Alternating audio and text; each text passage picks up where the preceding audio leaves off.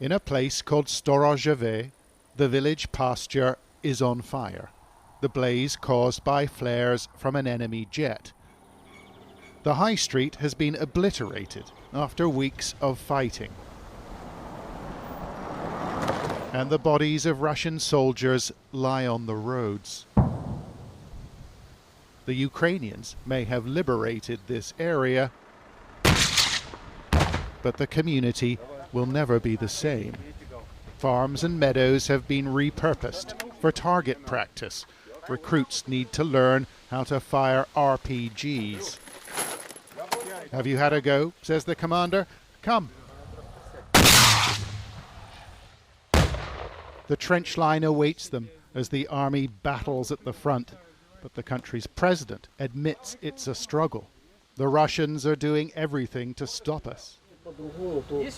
And the consequences were on display in a muddy clearing.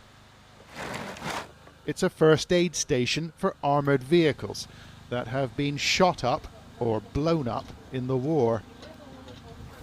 This Turkish personnel carrier needs new wheels and a new windscreen. "Is it easy to replace the glass?" I asked. "Well, it weighs over 10 kilograms, so it's going to take 2 or 3 people to do it." The Russians have turned the front into the world's largest minefield, and the Ukrainians are still grappling with the effects. Have the use of minefields by the Russians changed the way that you use these vehicles? Yes, it's a pity to admit, but yes, they have mined this area extremely heavily. The Russians even blow themselves up, but it makes our operations much more difficult. Every street and every track are marked by warfare. There's not much left. And the bodies of Russian servicemen have been left where they fell. Feet here. A body there. Smell is intense. But there's no room for sorrow when you're this close to the front. Why hasn't he been removed? Well, usually when the volunteers come by, they pick them up. But who's going to pick him up? We pick up our own people. He'll be picked up later. And the people who live here, amid the debris, we went searching for evidence of life. The front gate says people, so we entered the yard, but the owner was evacuated a few weeks ago. "Too much artillery," said a soldier.